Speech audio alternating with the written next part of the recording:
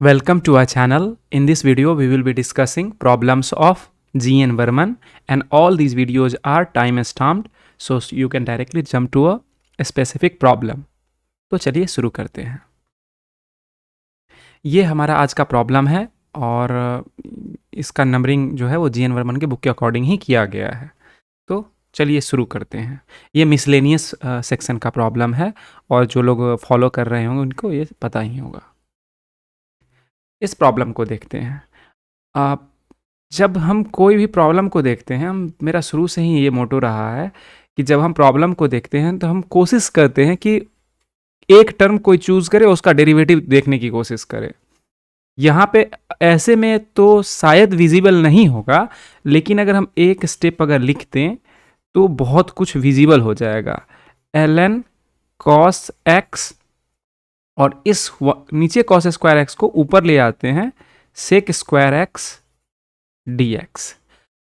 अब हम इस चीज को अगर गौर से देखें तो इसका y dy का डायरेक्ट रिलेशन नहीं है. अगर हमारे पास tan x रहता तो tan x का ये ln sec x होता है तो हम उसको एडजस्ट कर सकते थे, बट यहाँ डायरेक्टली वैसा कुछ हो नहीं रहा है. लेकिन एक चीज़ हमारे पास दिख रहा है, हम लोग बाई पार्ट सीख चुके हैं और बाई पार्ट में हम अगर हमको एक फंक्शन कोई ऐसा हो जो इजीली इंटीग्रेबल हो, जो कि यहाँ पे sec x है, इसको भी हम कर सकते हैं, बट इसमें हमारा कैलकुलेशन बढ़ेगा.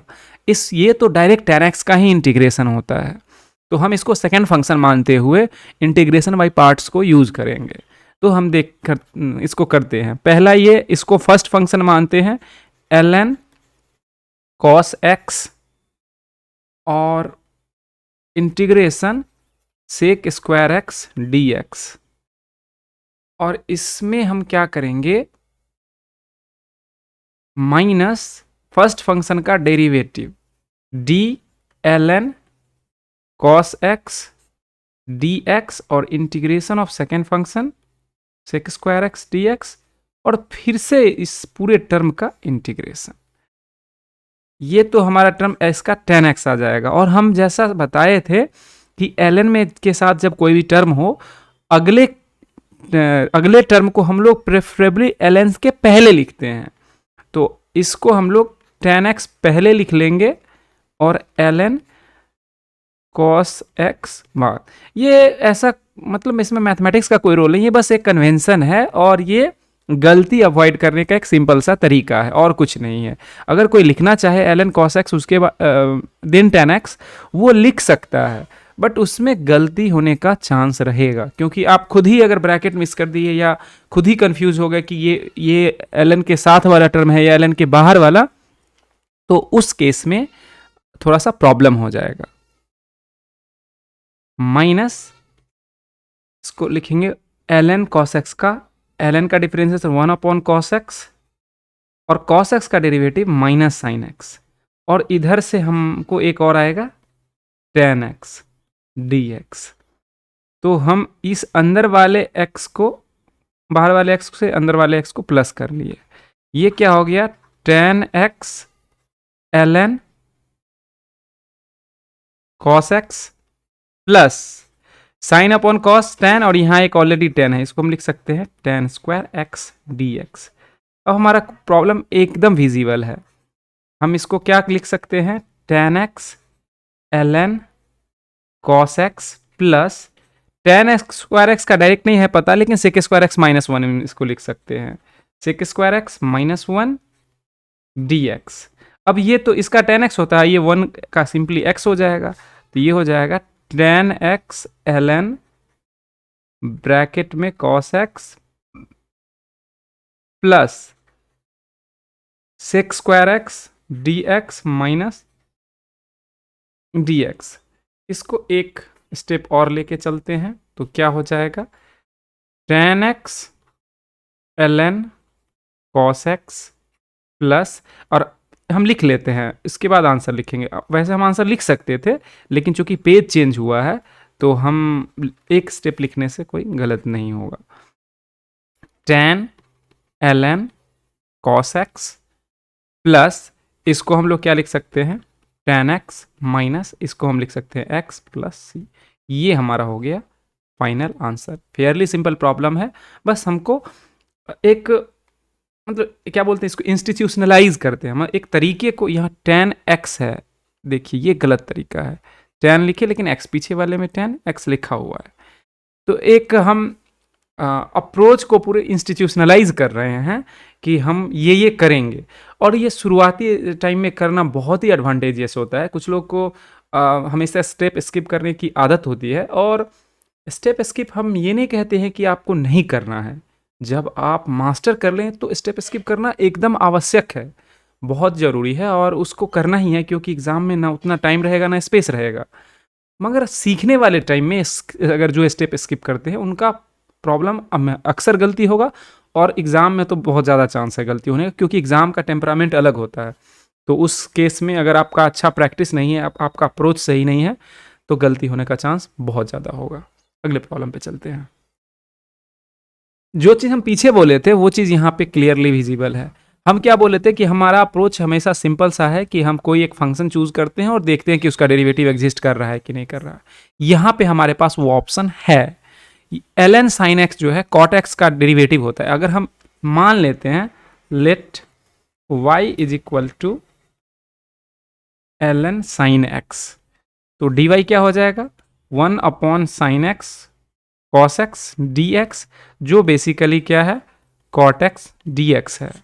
अगर यही हमारा टर्म है तो हम यहां पे क्या कर सकते हैं, ये 1/y dy is equal to ln y plus C. कुछ लोग पता नहीं, हम अभी से पहले बोल भी चुके हैं, बट एक बार at the cost of repetition हम रिपीट कर रहे हैं। हम लोग ln में आप गौर करे होंगे कि कभी मॉड लगाते हैं कभी नहीं लगाते हैं। मैं कहूँगा कि मॉड अगर लगाने की आदत आप रख रहे हैं तो अच्छी बात है, लेकिन गौर करे होइएगा जब आप नहीं मॉड लगा रहे हैं तो बेसिकली हमारा टर्म पहले से ही पॉजिटिव होगा, इस कारण से हम मॉड नहीं लगा रहे होंगे। तो इस चीज़ के कारण ऐसा होता है, इसलिए कंफ्यूज नहीं होना है। ln मॉड अगर आप लगाते हैं वो हमेशा अच्छा है, वो गलत कभी नहीं होगा, ठीक है। तो ln और इसमें मॉड लगा लेते हैं। चलिए, जब इतना बोल दिए, और फिर ln sin x प्लस, ये हमारा हो गया फाइनल आंसर। सिंपल सा प्रॉब्लम है। ये प्रॉब्लम भी आसान है, बस इसमें थोड़ा इंजीनिटी है। इंजीनिटी ये है कि आपको सब्स्टिट्यूशन थोड़ा सा ध्यान रख के करना है, और वो कोई रॉकेट साइंस नहीं, एकदम सिंपल सा है। ऊपर में x का 7 है, जब भी हमको हायर पावर दिखता है तो हम कोशिश करते हैं कि उसका डेरिवेटिव ऊपर में एग्जिस्ट करे। अगर x4 को हम अगर y लेते तो उसका डेरिवेटिव x3 के फॉर्मेट में होता, और x7 है तो हम ऐसा कर सकते हैं कि x4 और x3 लिख लेते हैं। इसको एक स्टेप बढ़ाते हैं, x का पावर 4 x का पावर 3 dx, नीचे में 1 प्लस x4 स्क्वायर। अब हम क्या करते हैं, let y is equal to 1 plus x4 लेते हैं, तो dy क्या हो जाएगा 4x3 dx। हम 4 को अपनी तरफ ले आते हैं, या ऊपर नीचे मल्टीप्लाई कभी कर सकते हैं, बात वन एंड द सेम है। आप अब इतने बड़े हो गए हैं कि आप ये सब चीज़ को इंट्यूटिवली समझ सकते हैं। इसके लिए मैं नहीं भी बोलूँ तो आपको अंडरस्टूड होना चाहिए कि हाँ वैसा हम कर सकते हैं। अब x4 अगर है, यहाँ से अगर हम x4 को निकालें तो x4 क्या हो जाएगा y माइनस 1 होगा। तो हम क्या लिखेंगे वहाँ पे y माइनस 1, और x क्यूब dx जो है वो बेसिकली है 1/4 dy। 1/4 को हम बाहर में लिख चुके हैं, इसको थोड़ा अच्छे से 1/4 dy, और नीचे में क्या है 1 प्लस, इसको हम लोग y माने हैं तो ये y स्क्वायर। अब हमारा प्रॉब्लम एकदम विजिबल भी है और हम आराम से इसको कर सकते हैं। y/y को हम लोग लिख लेंगे 1/y dy minus 1/4 1/y square dy। अब तो एकदम एक लाइन में हम इसको आंसर लिख सकते हैं 1/4, और 1/y को ln y mod y लिख लेते हैं। वैसे आप गौर से देखिए, ये x का पॉजिटिव पावर है, अब +1 है, डेफिनेटली ये हमेशा पॉजिटिव रहेगा, हमेशा पॉजिटिव, यानी कि इसका सबसे छोटा वैल्यू जो होगा वो 1 होगा, क्योंकि +1 लगा हुआ है। तो सबसे छोटा वैल्यू जब 1 होगा तो हम इसमें मॉड लगाएं या नहीं लगाएं उससे कोई फर्क नहीं पड़ेगा। लेकिन अगर आप आदत में डालना चाहते हैं कि अब ln जब भी आए तो हम मॉड लगाएंगे, तो वो कर सकते हैं। लेकिन यहाँ पे अगर हम मॉड नहीं लगाएं उससे कोई डिफरेंस नहीं आएगा, क्योंकि हमारा फंक्शन y जो है वो ऑलरेडी पॉजिटिव टर्म है। ठीक है, तो इसको हम -1/4, और 1/y² का -1/y होता है, पहले से एक माइनस है, इसको हम बाहर में अगर मान लेते हैं अंदर में ब्रैकेट लेके -1/y + c। अगर इसको लिखने में दिक्कत है फिर आप इसको क्या कर दिए, y2 to the power -2 और -2 + 1, नीचे में -2 + 1, तो नीचे से -1 आ जाएगा, ऊपर से y to the power -1 आएगा, जो कि 1/y है। 1 एंड द सेम है, हम लोग यहाँ आराम से कर सकते हैं। तो हम क्या लिखेंगे, 1/4 ln, मॉड लगा लेते हैं प्रैक्टिस के लिए या आदत के लिए, पर यहाँ नहीं लगाएंगे, कोई फर्क नहीं पड़ेगा, +1/4 y ही लिख लेते हैं एक साथ में, +c। ये हमारा हो गया फाइनल आंसर। ठीक है,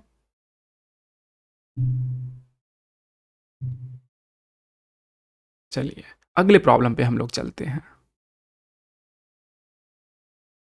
अब इस प्रॉब्लम को देखिए, एकदम फेयरली सिंपल प्रॉब्लम है। हम लोग इसमें क्या करेंगे,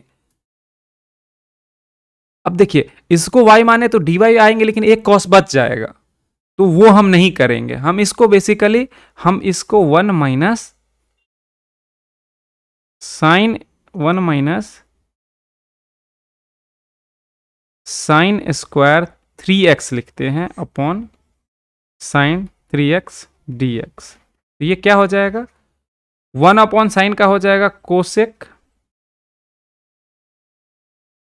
3x dx, माइनस ये हो जाएगा साइन 3x dx।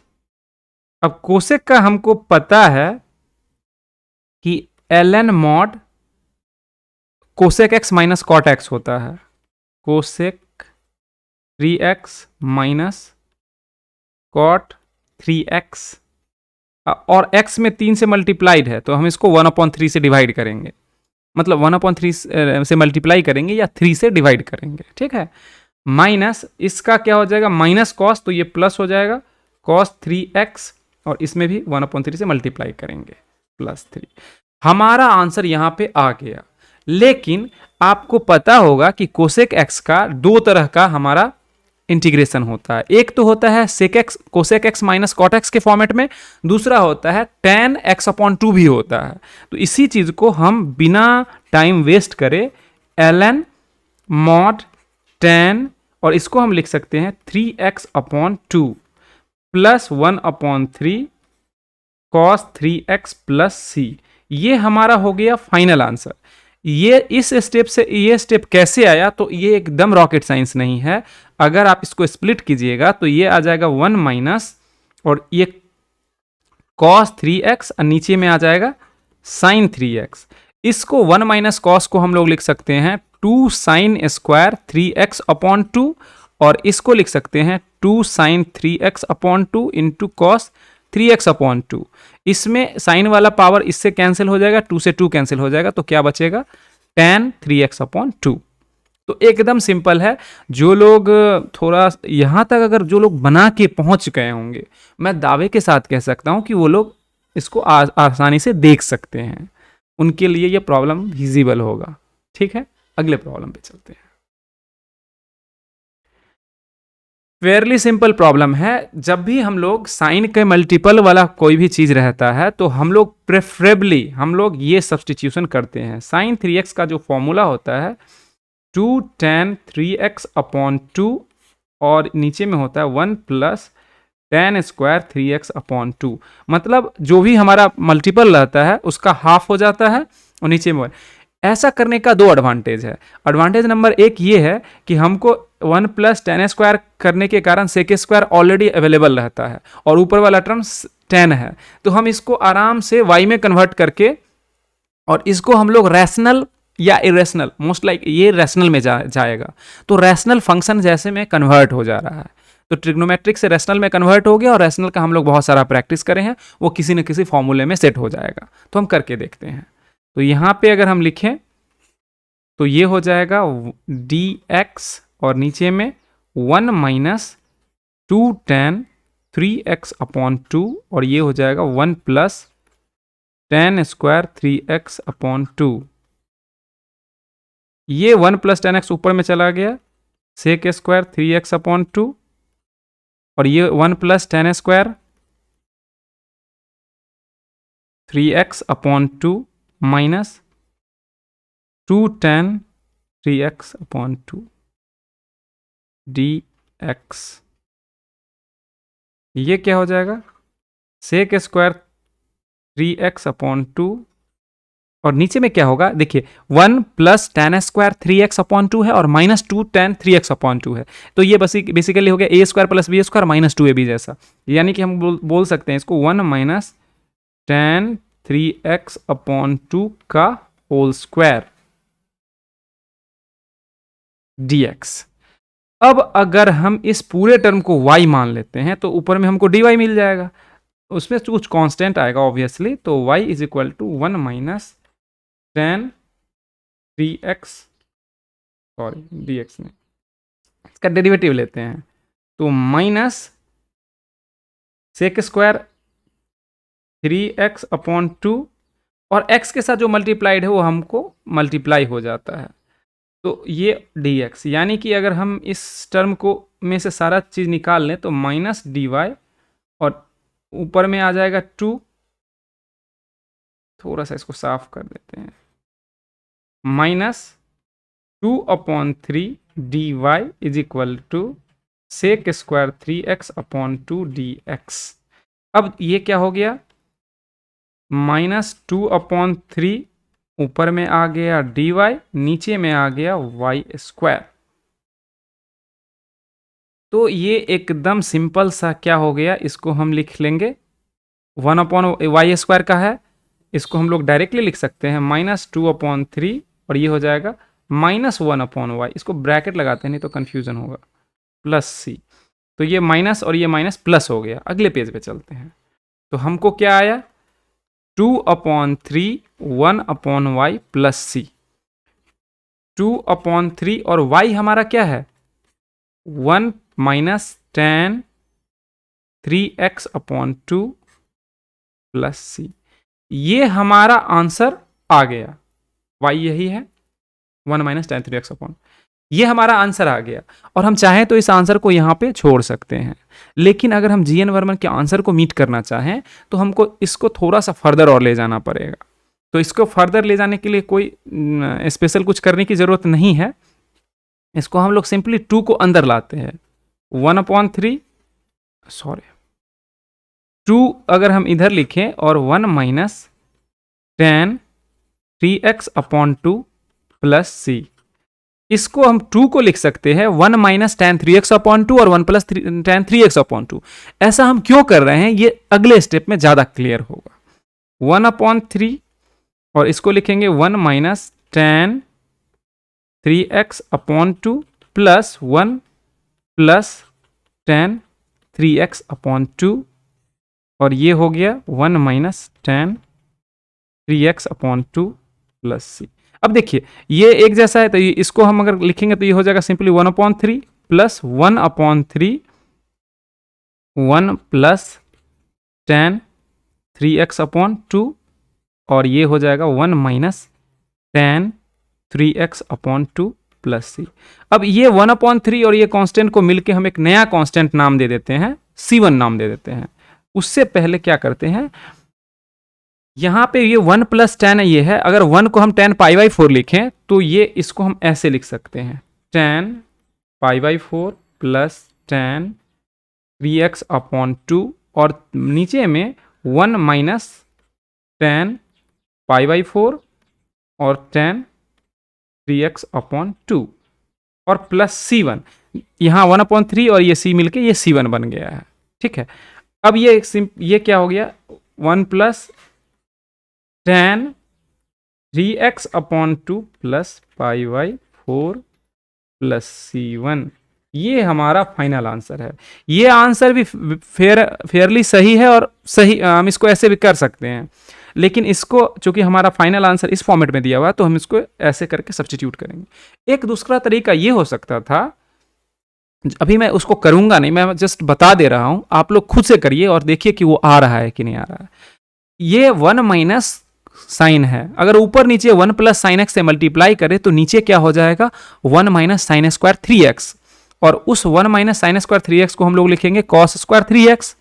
नीचे में कॉस स्क्वायर 3x रहने या कॉस स्क्वायर x रहने का फायदा ये होता है कि वो ऊपर जाने के बाद सेक स्क्वायर बनता है, जिसको हम लोग इजीली इंटीग्रेट कर सकते हैं। तो आप जब वैसा कीजिएगा, आराम से आपका एक सेक एक्स का टर्म आ जाएगा, एक tan x का आ जाएगा, क्योंकि ऊपर में 1 प्लस साइन 3x है और नीचे में कॉस स्क्वायर एक्स, तो सेक स्क्वायर एक्स और एक आ जाएगा tan x। दोनों का इंटीग्रेशन बहुत ईजी है, आराम से आप निकाल सकते हैं। ये आपके लिए होमवर्क रहा कि आप वैसे करके निकालिए और देखिए रिजल्ट सेम आ रहा है कि नहीं आ रहा है। और मैं उम्मीद करता हूं कि एकदम आएगा, मतलब रिजल्ट आएगा, इसमें कोई डाउट नहीं। मैं उम्मीद करता हूं कि आप भी ये कर पाएंगे। ठीक है, इस प्रॉब्लम को देखते हैं। ये एकदम सिंपल सा प्रॉब्लम है। हम लोग इसको, इसमें y अगर cos को माने तो हमको dy मिल जाएगा, और ये a square minus x square का एकदम फॉर्मेट है, हम आराम से इसको कर सकते हैं। तो मान लेते हैं let y is equal to cos 2x, तो dy क्या हो जाएगा, माइनस साइन 2x, और x के साथ 2 है तो हमको 2 मिलेगा dx।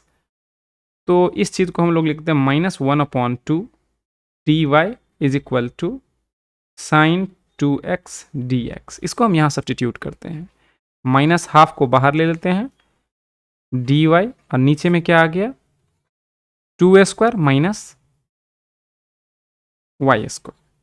अब हम लोग ये तो सीख के आए हैं, a square minus x square d x is equal to, x square अगर पहले रहता तो ऊपर में x minus a upon x plus a आता, लेकिन ये a square minus x square है, तो इसमें होता 1/2a ln a plus x upon a minus x plus C.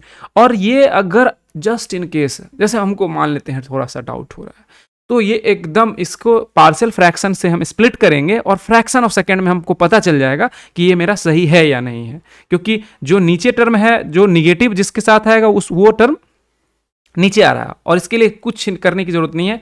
A square minus x square है, ए प्लस एक्स और ए माइनस एक्स, ऊपर में हमको दोनों का 2a चाहिए, तो 1/2a 2a, 2a के लिए दोनों को हम लोग को ऐड करने से दोनों कैंसल्ड आउट हो जाएगा, यानी कि हमको सब्ट्रैक्ट करना पड़ेगा।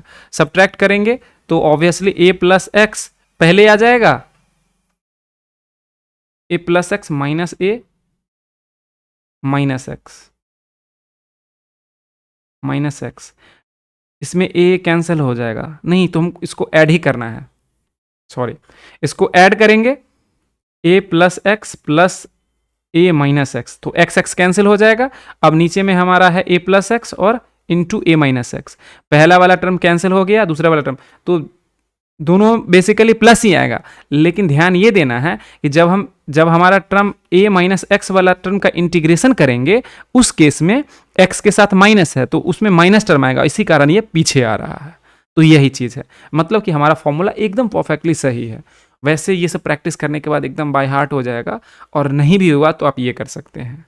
ठीक है, तो हम क्या लिखेंगे, -1/2 और 1/2 इंटू 2 ln मॉड, यहाँ मॉड लगाना जरूरी है क्योंकि हम श्योर नहीं है कि a क्या है, x क्या है, तो a प्लस एक्स यानी कि 2 plus x upon 2 minus x plus C, यानी हम इसको c को पहले ले आएंगे, 1/8 ln मॉड 2 प्लस एक्स और 2 माइनस एक्स, ये यहाँ दोबारा सी नहीं लिखेंगे, आंसर लिखेंगे। ठीक है, ये हो गया हमारा आंसर। अगले प्रॉब्लम पे चलते हैं। ये भी हमारा प्रॉब्लम आसान है, थोड़ा सा कैलकुलेशन है बट इजी प्रॉब्लम है। e to the power x ऊपर में कुछ नहीं तो 1 है, तो हम लोग लिखेंगे e to the power x plus 1 minus e to the power x और e to the power x plus 1 dx। ऐसा करने से क्या हुआ, पहला टर्म हो गया हमारा x minus e to the power x और e to the power x plus 1 dx। अब हमको अगर हम इस पूरे टर्म को y माने तो ऊपर में हमको dy मिल जाएगा। तो इतना करने के बाद हम इसको डायरेक्ट लिख सकते हैं ln 1 plus E to the power x plus C. इसी चीज को लिखने का एक और तरीका हो सकता है, x को हम लोग लिख सकते हैं ln E to the power x minus ln mod 1 plus E to the power x plus C. इसको हम लोग लिख सकते हैं ln mod e to the power x और 1 plus E to the power x plus C. Answer again यहां पे mod हम नहीं लगाए हैं क्योंकि एक्सपोनेंशियल फंक्शन हमेशा पॉजिटिव होता है, नॉन निगेटिव फंक्शन होता है। माइनस इन्फिनिटी पे ये जीरो होता है और उसके बाद ये इन्फिनिटी की तरफ जाता है।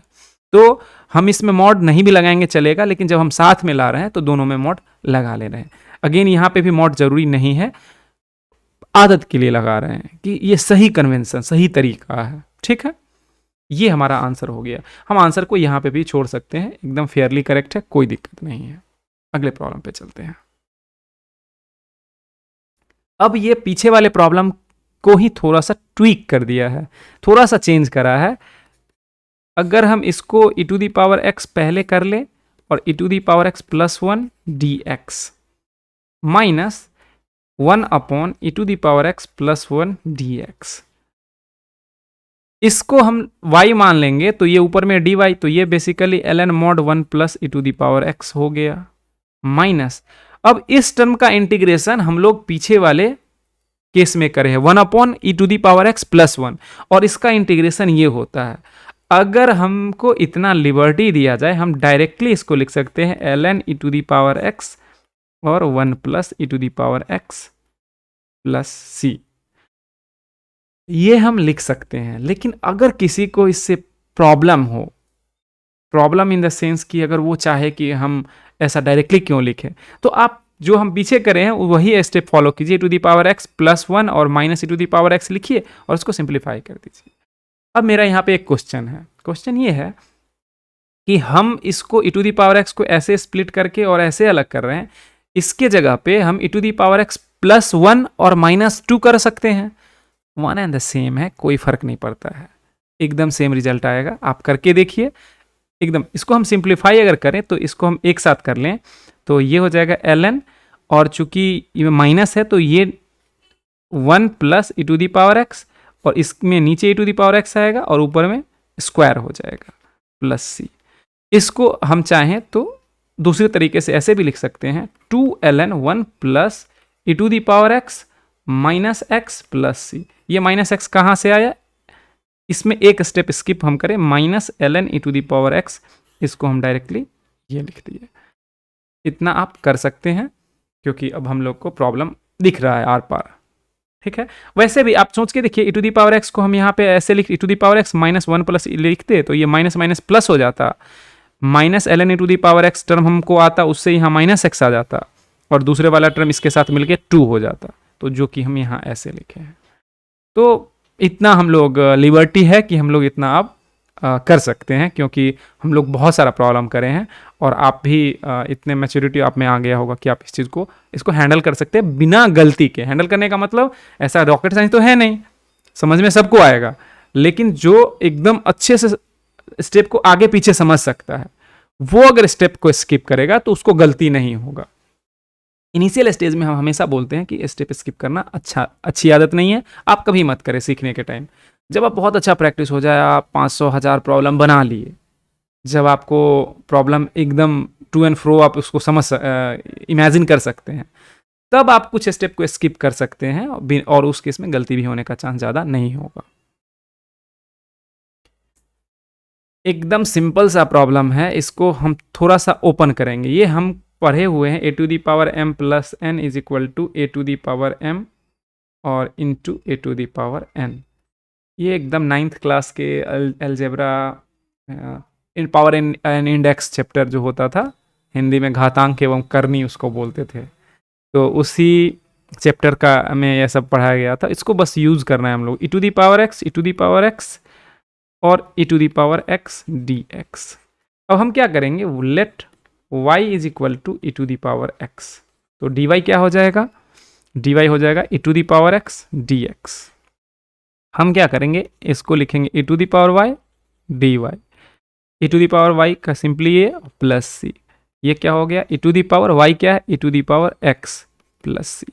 एकदम सिंपल प्रॉब्लम है, इसमें कुछ करना ही नहीं था, ये तो एकदम दिखना चाहिए। Last but not the list हमारा ये प्रॉब्लम, इसको भी हम लोग लिखते हैं e to the power 2x square into E to the power ln x dx। e to the power ln x कुछ नहीं, बेसिकली x है, क्योंकि हम लोग इसको दो तरीके से समझ सकते हैं। e to the power x is equal to E to the power x ln a होता है। तो अगर हम देखें कि e टू दी पावर अगर x है तो a के जगह पे x और x के जगह पे 1 रखिए, तो a के जगह पे x और x के जगह पे 1 रखेंगे तो e to the power ln x हो जाएगा।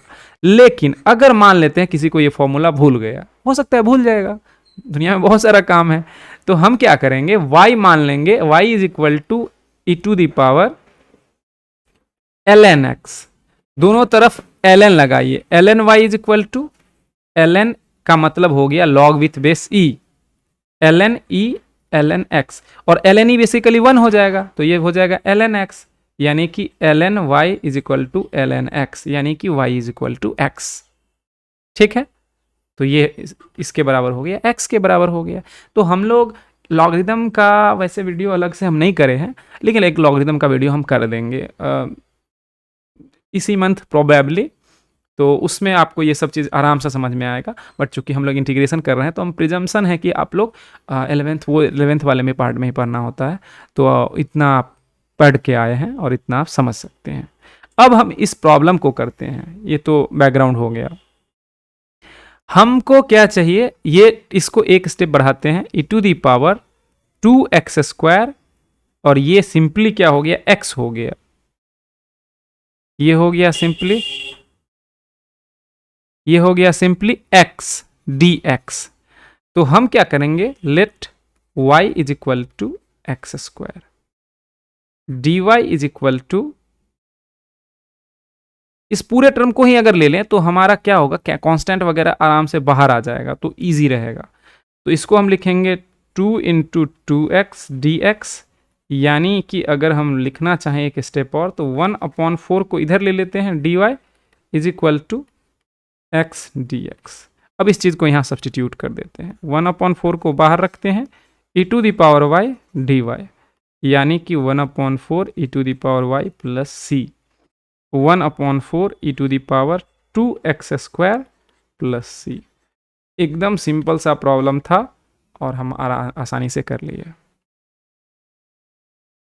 ठीक है, thank you for watching this video. आपको अगर हमारा कंटेंट अच्छा लगता हो तो आप उसको लाइक कीजिए, शेयर कीजिए, और सबसे इम्पॉर्टेंट है मैथमेटिक्स सीखिए। आप अगर इससे, मेरे वीडियो से अगर आप थोड़ा भी अगर सीख पा रहे हैं तो मैं समझूंगा कि मेरा मेहनत जो है वो सक्सेसफुल रहा। Thanks again.